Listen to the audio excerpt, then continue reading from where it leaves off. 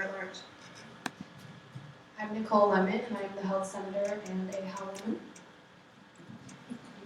Hi, my name is Siobhan Brown. I'm one of the Residence Directors for Continuing Residential Communities.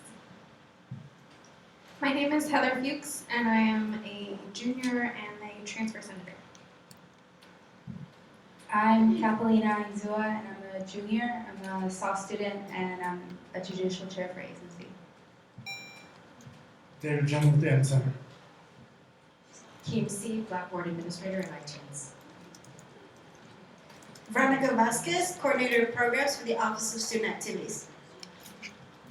Monique Butler, Director of Residential Life and Co-Advisor for the First Year Council, 2016. Cindy Zatern, Administrative Assistant for Division of Student Life. Nancy Cooney, part of the M Center. Sil Loggins, M Center Financial Aid. Mary Lola Diaz, M Center Student Accounts. Jen Wells, Director of the Office of Student Activities and ASMC Advisor.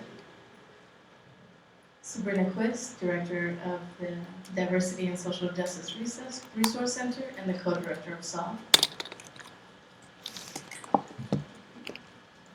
Kennedy Golden, Associate Dean of Students. David Donahue, faculty member in the School of Education and Associate Provost for the college. Spark Carranza, IT support and telecom support. Rachel Zeplu, President of Phi Alpha Delta and Class of 14 Historian. I'm Kelly Dingman. I'm the Social Science Senator and the Ethel Moore Hall President.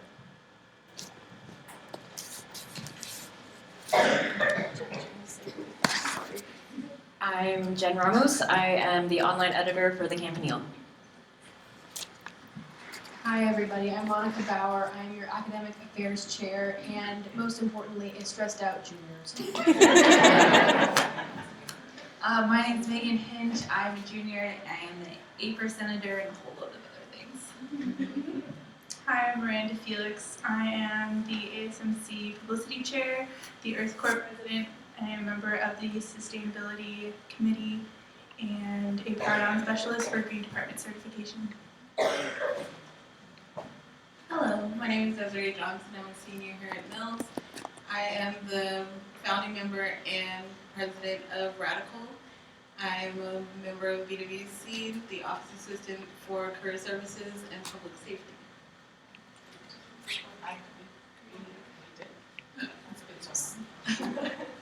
So, did everyone have a chance to introduce?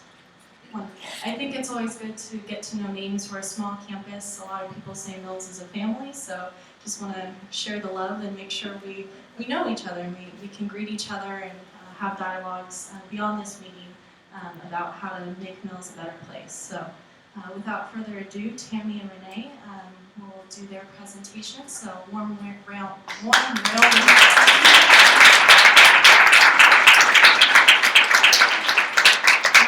So I'm Renee Yetterschleifer, Chief of Staff and Vice President for Operations, and I've been at Mills for 21 years, and I've been supervising technology since 1994, so for 17 years.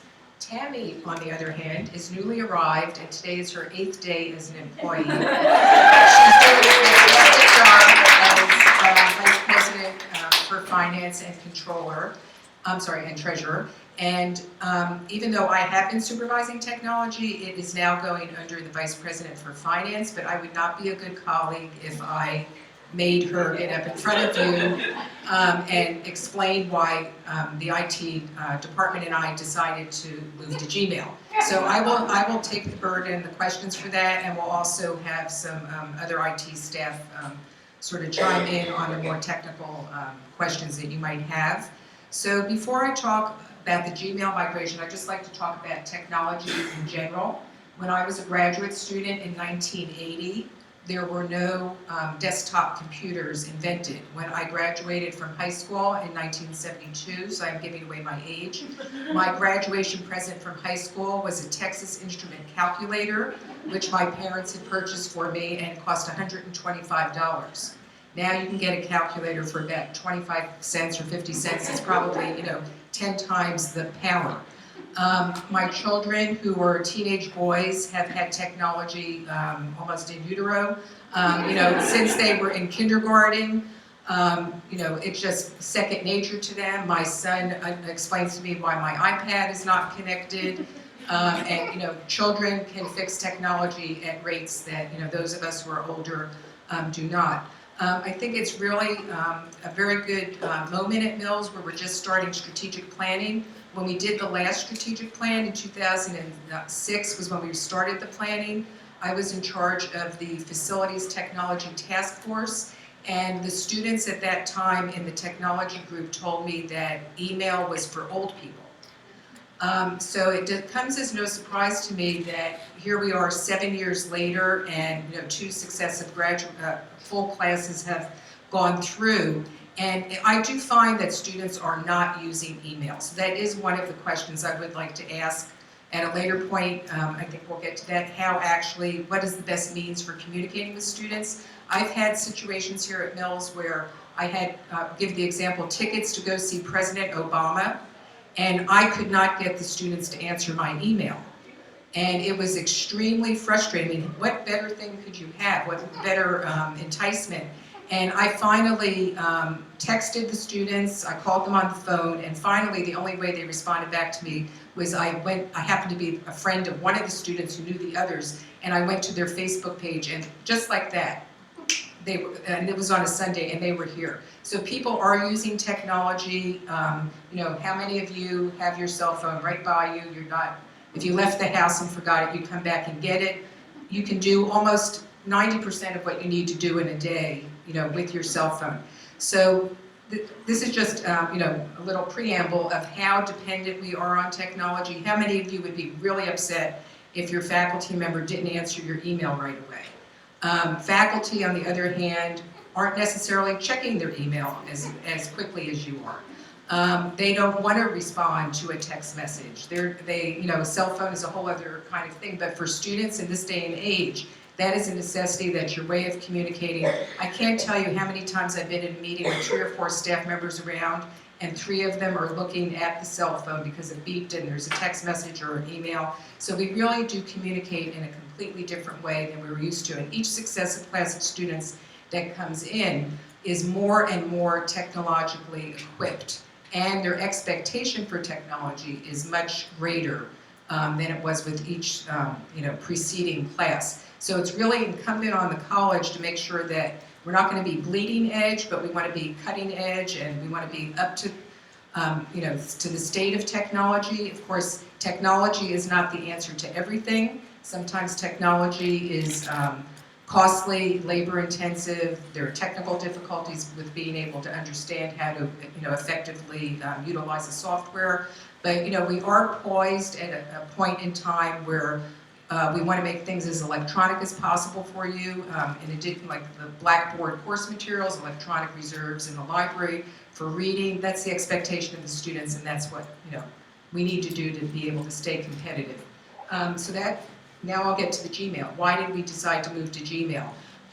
Actually, the email that we use now, which is Outlook Exchange, that we've been using for many years now, is administered on the campus by administrators. Josh is over there as one of the people who administers it. And it is a very labor-intensive enterprise for us to be keeping Outlook going the way that it needs to function. It does take an extensive amount of money and a lot of staff time, and specifically a lot of staff expertise.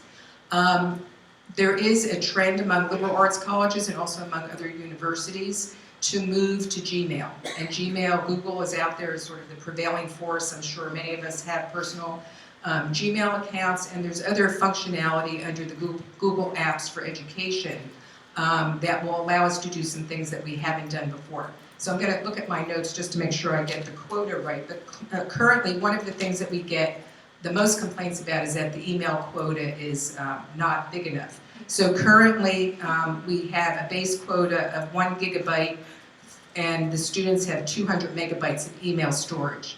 I think the staff over here will attest to the fact I have the biggest storage on the entire campus, correct? Do you know what I'm currently at? 14 gigs just for me. And I now I'm gonna have to have Tammy approve me, but whenever I get to my maximum, I approve it. Because, I've had email since 1994, 1991, and I pretty much can pull out any email. So, but now Tammy will have to approve that for me, or I will have to start deleting. Anyway, with the with the Gmail, students, staff, and faculty will each have, and this will even work for me, 25 gigabytes of email storage, which is quite significant.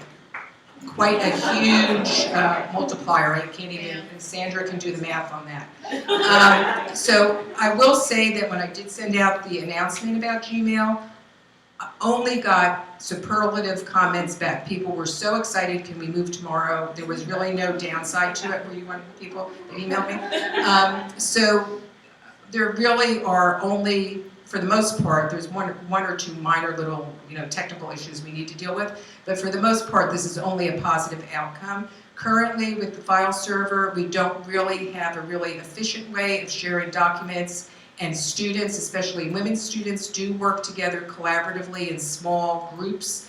A lot of our faculty do research with people all over the world where they want to have a collaborative space for them to be able to share a document.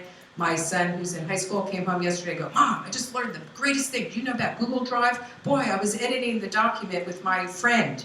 Well, that was cool. And so I thought, yeah, I wish people at Mills College would be doing that, because it's those of us who have to share documents realize how frustrating it is if 12 people are sending you 6 variants of a document, you have to combine it into one.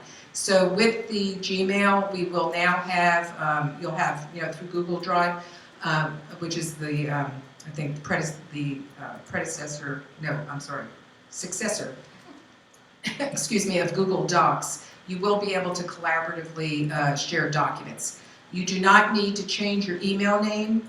That is one of the biggest questions that we had. So, I've had the same email name for 21 years. I have no interest in changing that. David could talk if there's a question about that, whether you have the capability of doing it. But you do not have to change your name. So I think with that, I'll stop and see if there are any specific questions that either I can answer or turn over to the staff. In the back? Yeah, I just want to ask questions in the current emails that we have now for people who are closer to 1 gig or whatnot. How is that transfer going to happen? Is that going to happen? And also for what's on our calendar as well. Right. David, do you want to come back here? Or okay. Actually, in regards to the implementation of that, I think I might pass that off to Josh.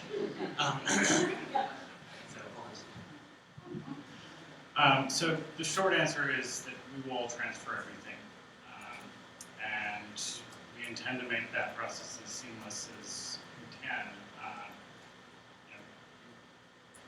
We'll obviously have a different client to access it, but your calendar events and your email should be there in the same folders that they were in before. Does that answer your question? Yeah, I had just recently come from UC Santa Cruz, and we did the same thing. There were a lot of issues specifically about the calendar that we were not able to transfer over, and I was wanting to see if there was any hiccups that would come along that we would have to prepare for. We just started a couple of weeks ago. It'll be easy for me to backtrack, but for people who have 14 gigabytes, my mind will be that easy to Yeah, we have a lot of users who have years worth of calendar events and things, so that's something we're paying particular attention to. Any other questions? Yes. Yeah. Sounds like right now. I have 2 questions. The first one is kind of what the timeline is for the shift. When will the transfer of documents and emails and stuff happen, and when will we actually be able to utilize email? I believe our timeline is the start of next school year. We may do some implementation beforehand, but it'll likely be a staff role first, and then students will be fully ready by start of school. So just to clarify, would that be fall 2013? Fall 2013. And then my second question is, you mentioned that it would save money and staff time. I was wondering if you knew how much money that was going to save for you. Depending on the year, Depending on the year, it will save anywhere from $100,000 a year to $250,000. So as an example, in a normal year, it would be $100,000. In a year when we had to purchase a server and other things, it would be in the neighborhood of $250,000. Anybody else get in the back? In terms of if you were to have a Gmail account, would it be separate emails or? They are separate emails, however, you can access them, I believe you can link Gmail accounts together, so you can access them both at the same time. So you can kind of go back and forth.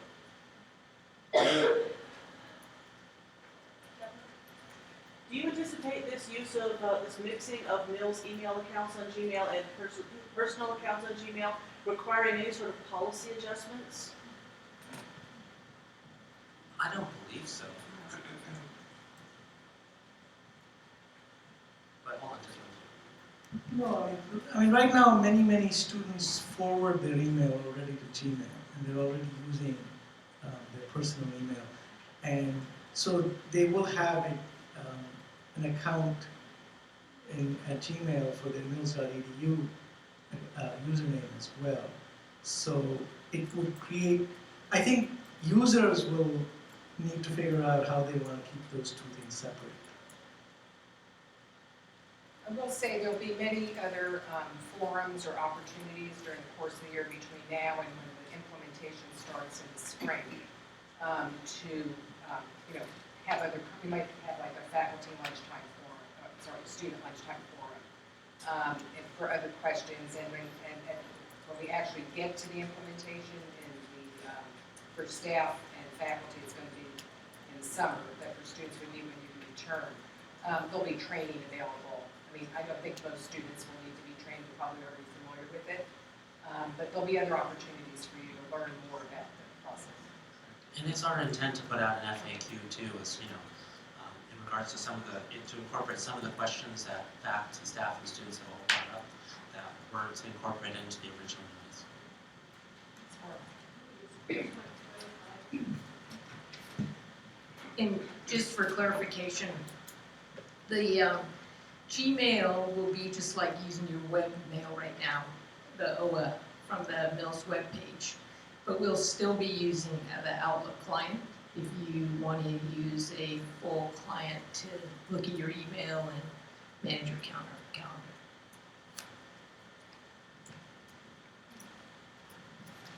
Sorry, clarification. I know you said that we have our same name. Does that mean it'll still be on mills.edu or will it be at gmail.com? At mills.edu.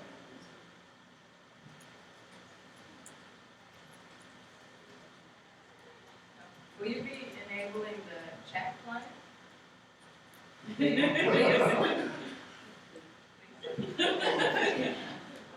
I believe the chat client is something that you will be able to enable, but it's something we're going to have to look into. One of the few things that I always liked in the corporate world when I worked there about using the Exchange server medium was the check names feature. What are they offering in Google Apps for Education as far as an address directory for Mills? So in the new Google Apps for Education, just like the alumni mail, there is actually a check names feature where you'll be able to look up a person's name, their email address, based off something similar to what we have now on our global address list or our GAL.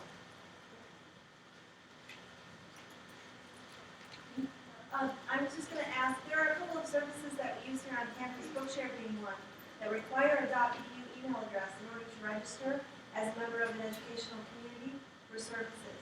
Is there a way around that? Well, this will be a Gmail as a problem? No, your email address will be the same, so it will still remain at mills.edu.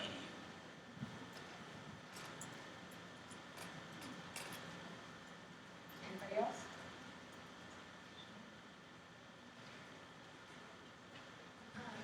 And if people have further questions, what would be the best? Help desk at mills.edu. Wonderful. Jessica, do you mind writing that on the thank you? So helpdesk@mills.edu if you have further comments or questions about this transfer in fall 2013? Excellent. Wonderful. Well, thank you very much for that.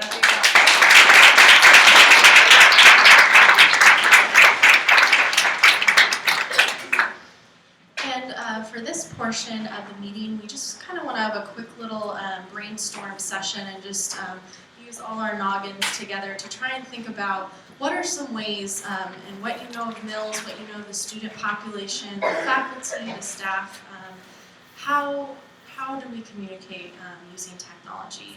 Do you think students use Facebook more? Do you think they use LinkedIn and a professional network? How do we literally connect ourselves online virtually? So I'm just going to kind of open up this, and can I ask somebody to keep time for about like 5 to 6 minutes? Someone who has, Dean, thank you so much, Dean Rice. Perfect. So about like 6 minutes or so. And then, is everyone okay as long as we speak really loud and project? And we'll kind of just do it popcorn style. Beautiful. This will be fun. So anyone can go ahead and start. Anything you're thinking of, no idea is too crazy or anything. Deborah.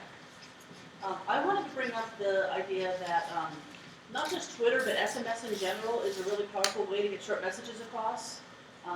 The college that I came from, you could get an SMS if your class was canceled, and it was really handy if you were on your way there and say, oh, I don't have to finish driving the rest of the 20 miles to get there.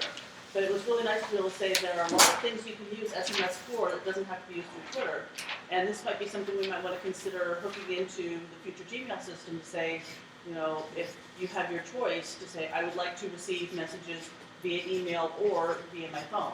And say, let's take advantage of the fact that the technology is fairly robust at this point for message systems and get people in the future registering their cell phone numbers and their opt-in for messages there. I know we do it right now for emergency and general messages, but it'd be nice to be able to have, like we do right now, where you can email an entire class or an entire section. It's nice to be able to say, okay, let's email all of Dr. Maurier's students at once to let them know the Site Club meeting has changed. So this way of saying opt-in for SMS or for email really allows us to get a better chance of catching those people who use their smartphones. Awesome. This includes staff and faculty and family members too, because we're all part of the same network here. I should say that our emergency notification system does have 3 components. One, which is the only one we use, is for emergency notification. It also has a component for just what you were saying. You can send a text message with informational things like the M Center deadline is 2 o'clock today. And then the third part is surveys. We've been hesitant to implement that because we didn't want to not everyone has unlimited text messaging, and we didn't want to actually cause the student expense. But if students prefer that, and it's an easy way to get through to you where you'll be responsive, and I'm sure the college that one can see. And just to add, there is also the possibility of tying that in. What? Can you repeat that really fast? There's the possibility of tying that service into Blackboard as well. So tying the service into the Blackboard. It's owned by the same entity. So I would like to comment back on what Renee just said. I definitely would like to get a text message about deadlines from the M Center. That'd be nice. And then I don't know if this is appropriate timing to bring up the student news. Sure. I mean, it's part of technology. So I believe the student news is effective in what it's supposed to be for. However, it's ineffective when you get back messages inside of the message. It just loses everything. So maybe we could update that in some way. I don't know if this is even possible, but to make it so you can click on whatever the message is, and it'll just pull you down to that. Or if there was a page within the portal that you could click that would give you access to student news and things. People can post it based on, is this a job opportunity? And segmenting it so that people can look for what they want to see. So almost like categories then, like housing, job postings, student activities, clubs. Anything else? Lauren and then Deborah. I know a lot of my professors have had trouble with Blackboard, particularly professors that have to upload a lot so one of my professors actually started utilizing blogs for her class. I think they're specifically WordPress blogs, but it could be any free blog where you are able to upload files and have group discussions virtually, so people are commenting on things and we can interact, kind of like a communal Google Doc except with a blog, and they're free. And I don't know if that's something that we can implement as, something faculty-wide or if it only works for certain classes. But most of my professors don't use Blackboard at all, especially because there's not a way for people to interact on a, immediate basis.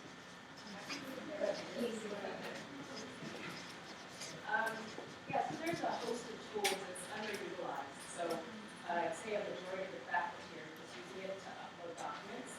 But it does have log support. You can upload zip files, so you can upload a whole bunch of files at one time.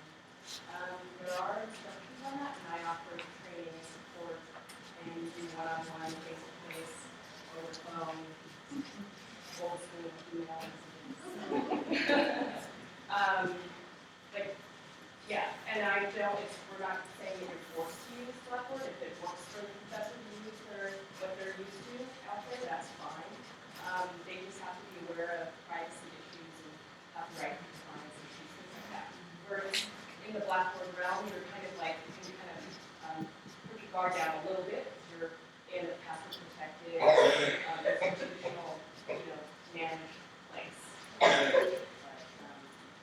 Yeah.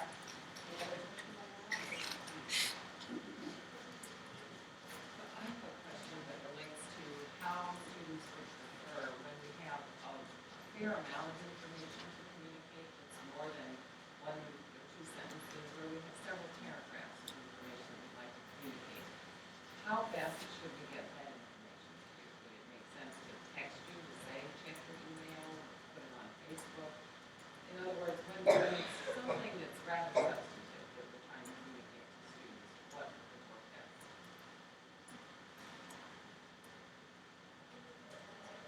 I personally think that email would work best in that situation.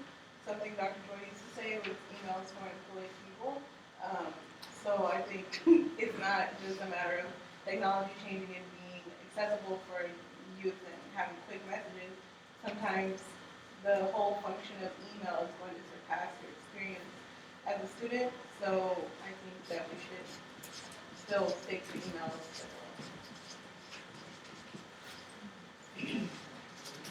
Headshots. I'm so thrilled that I completed. Time's up.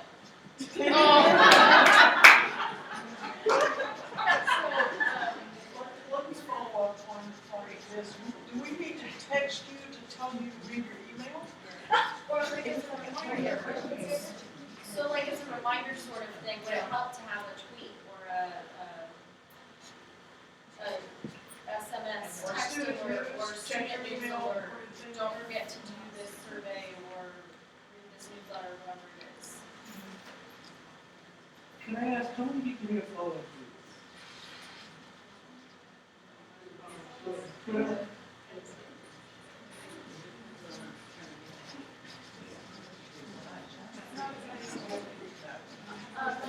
then Jen, and then Veronica, and then Deborah. I'm sorry. Can we extend time for like 3 minutes? So this was Robert's rule, a second. Oh, sorry.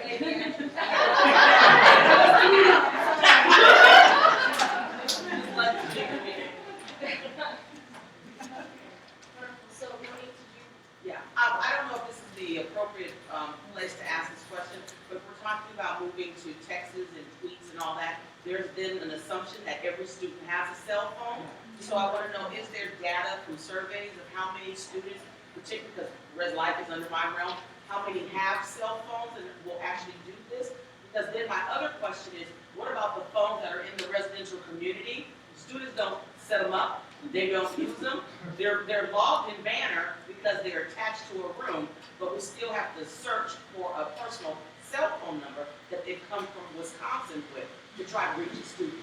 So if we're moving towards technology of the assumption that everyone has a cell phone, are we going to remove these hard lines in the residence hall? And then how do we make sure we get cell phones to be the one phone number.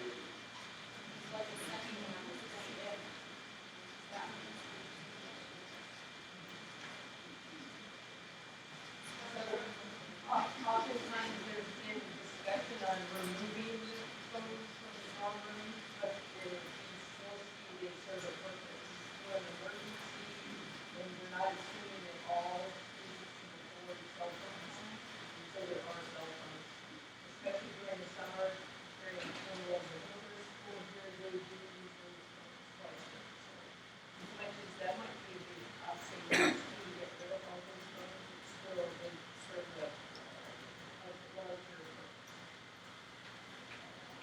I was just gonna share, I think one of the things I'm thinking about from the Director of Office of Student Activities and Overseeing Orientation is how do we communicate expectations around email to the students? So if you hear from kind of that get-go that your Mills email is something that's utilized for important messages and you need to be in contact with that, being able to establish that. But I also, as someone who migrated in my last institution to Gmail, I honestly feel that with the good nature of how awesome and I love Gmail will be, I do feel like students will utilize Gmail more and be more likely than they were to actually use their Outlook.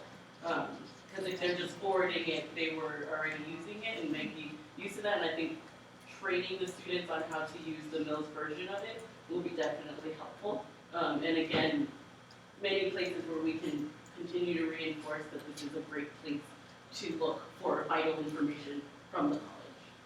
So that's what I'm thinking about. I should say that the college's, currently, the college's official method of communication is via email.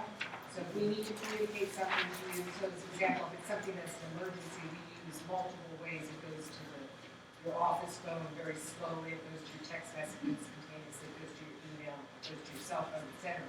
But we are doing our due diligence by communicating with you via email. If you choose not to read your email, that does present difficult situations because we have notified you. Like if there's something, like a deadline or something, and you miss the deadline, you can't say, oh, I didn't read your email. So, it is, there is very, I know there's a lot of stuff in there, like in the news groups, that's kind of, superfluous or not important for your daily, day at Mills. But all of the stuff that is official from the college will go to the notice. So that goes right into your inbox, whereas the news groups is a digest. But I do think you raised some interesting things about, could eventually you go do something through the portal where you're just selecting to pick the ones that you're interested in. Because what happens if there's too much there and people don't get it. Deborah, did you have something? I'm sorry. I'll try to be quick. I didn't hear President DeCudro's question, but I think I overheard something about it being about longer messages. And the growing standard is pretty much to send out a tweet with a link in it, to expand past that. But I think the bigger issue here is, I wanted to share something that was discussed at the strategic planning meeting today, which was we have this great infrastructure, how do we take advantage of it and, try not to spend more money than we've already got. And I just wanted to stand up and say, I asked for a wiki because I think crowdsourcing is a fabulous way to use technology and, have all these people who contribute it and pay nothing for it. We've already got a fabulous platform that IT has created where we've got password protected, resources, and basically, allowing the students to participate in their own solutions empowers them and allows us to not have to hire more staff to get more value out of the existing infrastructure we already have. So we're going to go ahead and wrap up this portion, but keep the juices flowing and marinate on this. And if you think of things in the middle of the night tonight or this week, please do not hesitate to email asmcpresident@mills.edu. We're going to type up all this lovely information into kind of like a possibilities for technology in the future, kind of report, and be able to share it with the president's cabinet and with the IT and tech people. I was just going to call you the dream team, because that encompasses you in so many ways. And we'll see about what we think about some of these things. So please don't be afraid to share or come up to us, any ASMC member one-on-one, and share some of your thoughts on this. So wonderful. So now we're going to kind of make a little shift, and Dean Rice and I will kind of be facilitating the open forum portion. So this will be basically about 10 minutes or so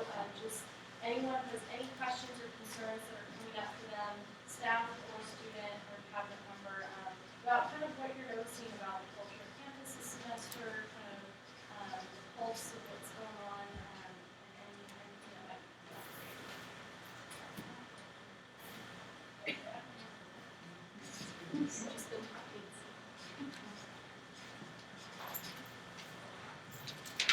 guess I don't have much of an air of authority based on my short career as a time.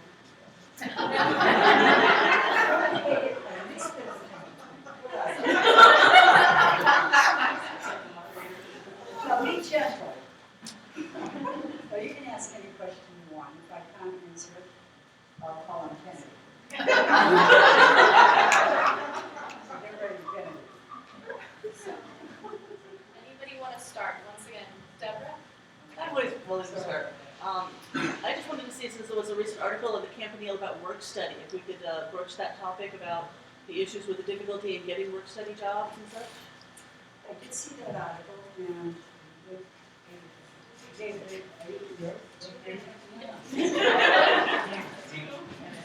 I will keep what article?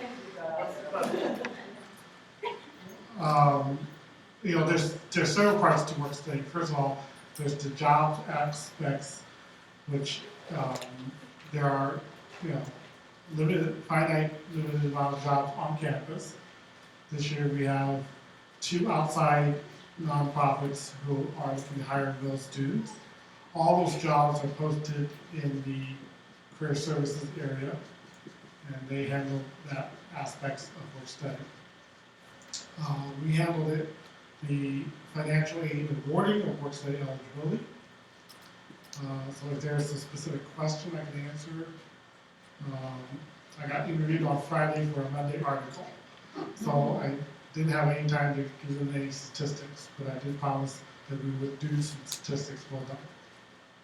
So hopefully there will be a follow-up article once we produce the statistics. Any other? I had a question about what is the difference between the federal work study and the Department of Work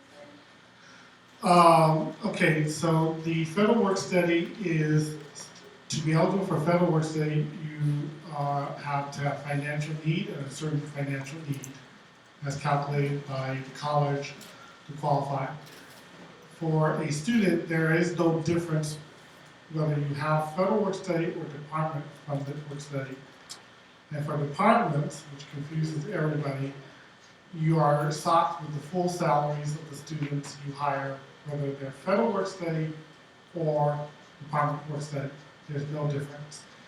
For the earnings that are earned by students who are on federal work study, a portion of that earnings is paid for or reimbursed to the college for those earnings, but not all. A large portion of it still comes from the college. Okay? So any other work study related questions or clarifications? Sorry, just for the notes, I have federal work study means that you have like a financial aid, it's part of your financial aid package, and what do you mean by department work study? And just a Department work study also you could have it in your financial aid package, or you may, by exception, be offered it because there's a certain job that only you can do on campus. Okay, thank you. We generally make that exception. The largest one generally is the lifeguards at the pool. Obviously, you may not have financial aid, but you really have to know how to save a life on the pool. And so when the pool asks us to make exceptions to offer you at least department work study, we grant that all day. Okay?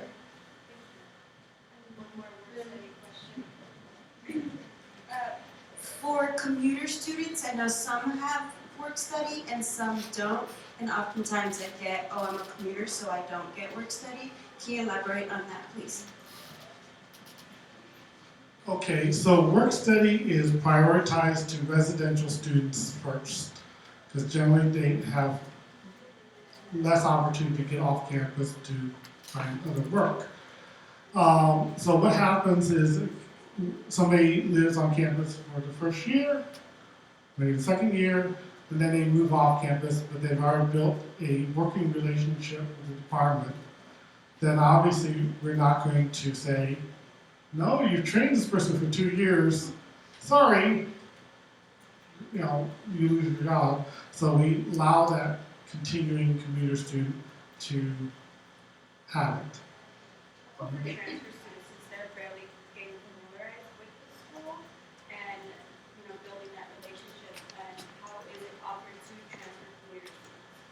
generally only by exception, because they are prioritized for students living on campus. Okay? Another question. No problem.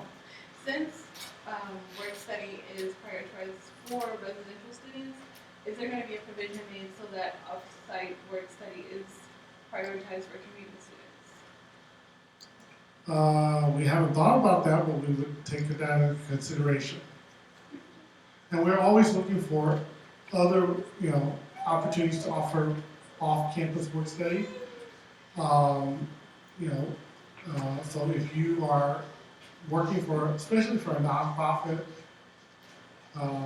organization, hopefully in the tutoring community service area, and your nonprofit wants to participate in the federal work study program or work study program, let us know. They do have to go through a little rigorous check because we require that they can prove that they can pay their share of the bill. Okay? Any other questions?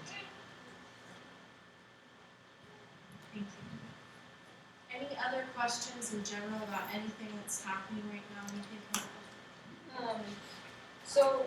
Since since kind of what we refer to in the student realm as the mass layoffs from last year, even though it wasn't really massive in any relative scale, but for us it really was, we were assured by several authority figures that it really wouldn't affect students in an impactful way. And I know from personal experience, I've faced a lot of communication errors, a lot of administrative difficulties. And while maybe my classroom experience is still as wonderful as it always has been, my professors are feeling overworked and that kind of becomes an issue in the classroom. I was wondering if maybe someone could address how the staff turnover and staff layoff issues are going to be resolved, / how the students being affected are going to be addressed. Alicia? I'm going to turn this over to the president. This is why nobody listens to you. You said you were going to turn it over to Kennedy. And yet you socked it to me. But actually, I volunteered. I think we'll all recall that last year, as a part of our restructuring, we eliminated 15 positions. 6 of those positions were occupied, and 3 of those positions were in the area of the Division of Student Life. What we said at the time is that we would do everything we possibly could to maintain the same service levels. There was concern about career services and some thought that career services was going away. That's not at all the case. As a matter of fact, we have beefed up career services as best we can. There was also some concern around students with disabilities, and we have maintained those services. This is the first I'm hearing that there's any concern about the service level, and so to the extent that you have any specific issues, I would encourage you to bring those forward, but we have done everything that we possibly can to reassign responsibilities so that all of the services that had been provided to students would continue to be provided, just in a different way or in a different department or by different people. And as best I know, that's happening.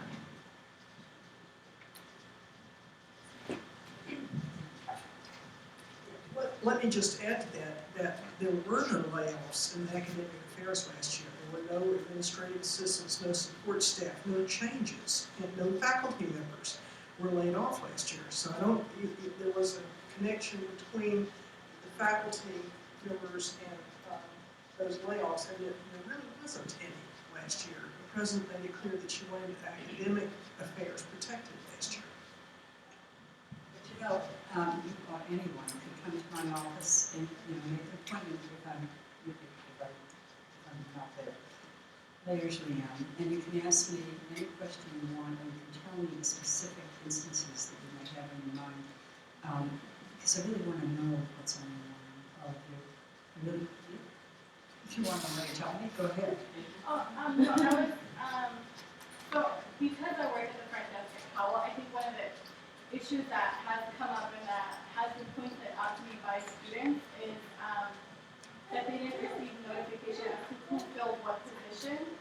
on the position that I know became vacant during the summer, Kim Baranek's position, people still come in looking for her because they don't know that she's no longer working with us.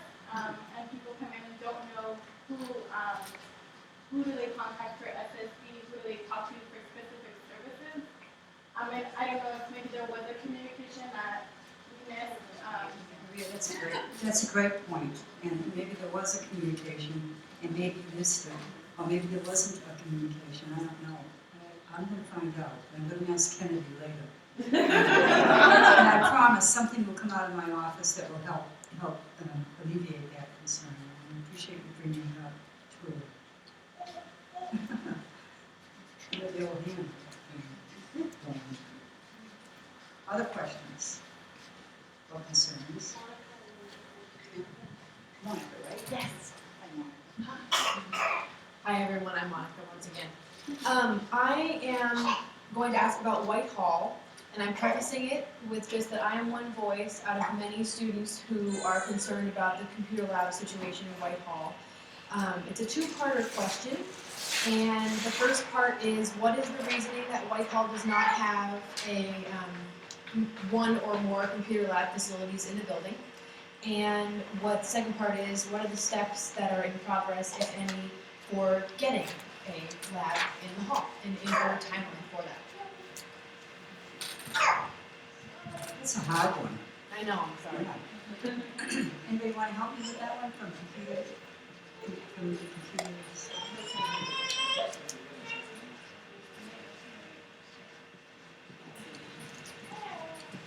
So it's actually my understanding that a computer and a printer has actually already been placed in Whitehall. And currently it is temporary. Yours is why? Yes. Why is it temporary?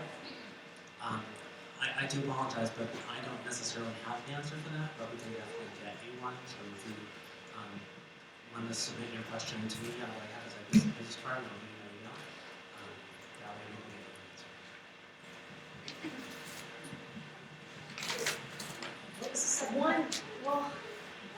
I'll just go off. Okay, one of the major concerns was that the students who are in Whitehall currently, they're enjoying the new renovated facilities and it's great, but they're paying the same amount of money that, so I'm at Orchard Meadow, for example, and I'm paying a certain amount of money to have a computer lab right next to my room, which is great at midnight, by the way.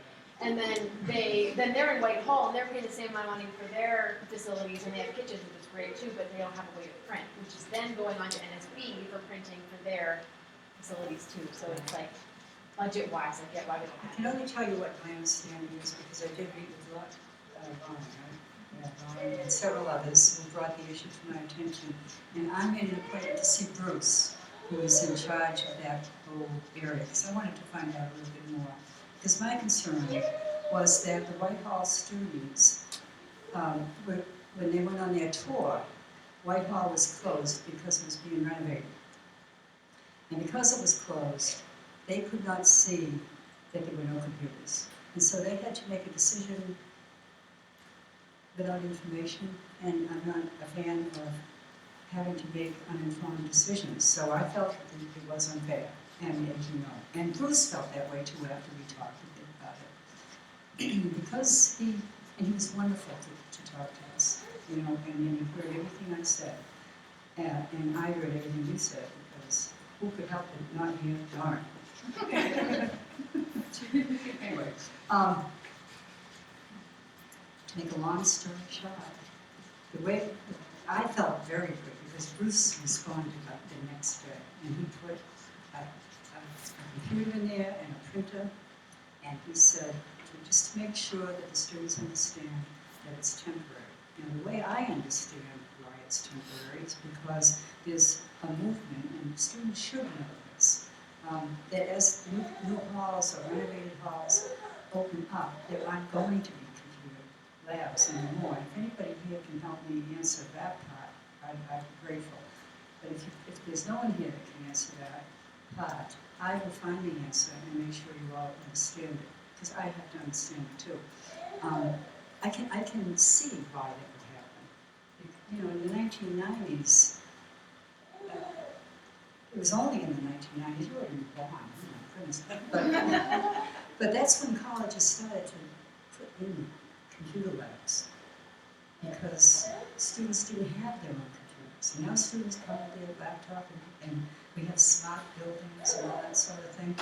The biggest problem that the Whitehall students had, for this year anyway, was the fact that they couldn't do printing at 3 a.m. They would have to go to Aggie or someplace, and they don't have a key to Aggie, and it was a little complicated. So anyway, you got it for a year, we'll work on it, to understand it, not to get, you know what I'm saying? Okay. Thank you. Yes. In taking out computer labs, you're assuming that every student has a computer, and I know for a fact that not all students have computers because Oh, they yeah, cannot afford it. that's true. And that's right, I mean, not all students have cell phones, right? I didn't make the assumption. I'm Computer gonna is tell you. a wee bit more pricey than a cell phone. Say that again? A computer is a little more pricey than a cell phone. That's right. But I didn't make the assumption. What I want to find out for you is why, okay? And I will find out the assumptions in a minute, okay? Miranda? Well, I don't need to like give my voice for that. From what I was told a little bit, and don't quote me, because you can find this information on the IT webpage, because I talked to groups as well. There are a number of computer labs on campus, and so we have to also start thinking about costs. And it costs a lot of money for the computers, for the printers, for the paper, for the toner, and all of that. So we already know the big picture. The college is in the financial bind. But we have all of these decentralized computer labs in various residence halls, because they're not in every residential community. And that's what I had to find out too. But there are some that are centrally located that every student has access to. So we have to kind of figure out, do we want them in every residential hall and then have to support this cost? Paper, toner, printer, checking it, all of that. You know, sometimes people spill stuff, it happens. Or have it in these more centralized locations, CPM building, Stern, that kind of thing. And even though I think Stern closes at midnight, you can still have access with your ID card. Public safety, if you're in there, public safety will let you stay. That's what I was told, as we were trying to figure out how to resolve the issue for Whitehall. So that's something that the college and IT is having to look at. It's cost also. I want to add something. Our new Vice President of Finance, Tammy, just whispered in my ear that we're going to work on this together so I can understand it a little better, and so that we can help the students understand this, okay? Thank you, Tammy. And thank you. Any more on this? I would like to just offer really fast as well, that we have community meetings once a semester, but if this is something that we have enough information, because I think we're still at the stage where we're trying to get more information from everyone involved, get more student feedback, that this can actually be the focus of the next community meeting. I'm not opposed to having 2 community meetings a semester, we'll make it happen.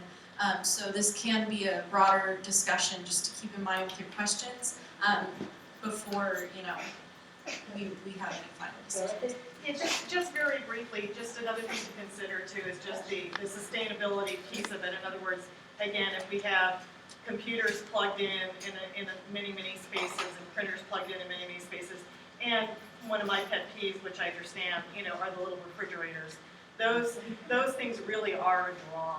So as much as we can look at consolidating electricity and supplies and power and all of that, long term, the better. Just something to keep in the back of your mind.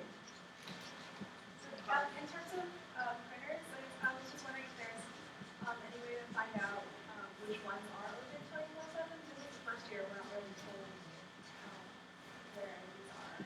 So your question is there like a centralized like map, so to speak, or something where you can find a list of all the computer labs on campus that are open 24 hours?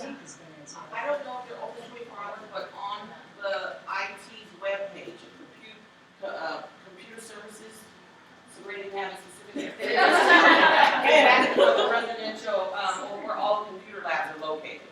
Yeah, and you'll find that the main one is Stern. I mean, it opens at 6 a.m. and it closes at midnight, right? So if you're already in there, you can stay, right? So, and I understand that's not the same as right next door, right? And learning together in your residence hall and the comfort of that. So there's like gave it cool, but, yeah, I mean, if you look at this, it's like, there's a whole list, all across campus, plus in your departments, et cetera. So it's just, mills.edu, student_services technology, and there's a thing that says lab locations.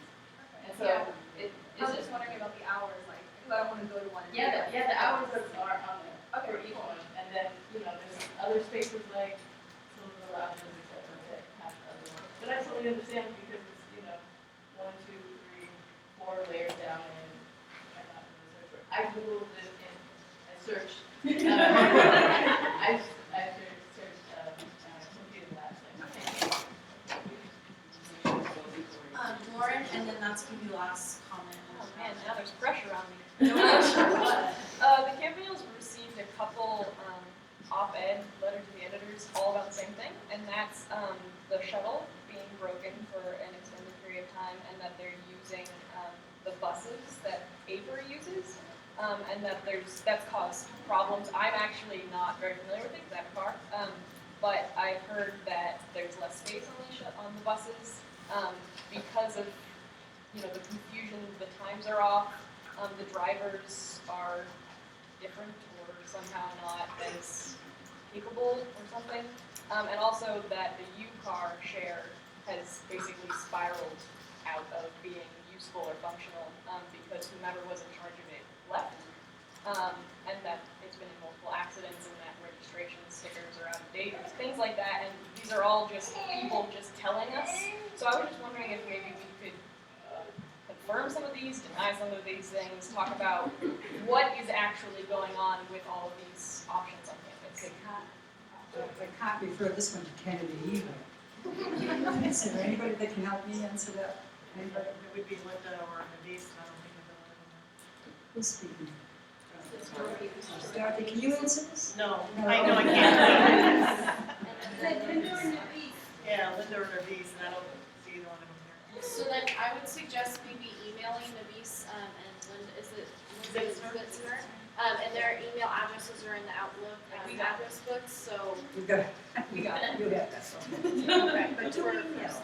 Yeah. I mean, she wants to hear from you, really. She wants to know your particular concern. She'll answer you. If there's any other students who've had issues with that, please come to our office and talk to us about it. We'd love to I think there's something in the newspaper about it.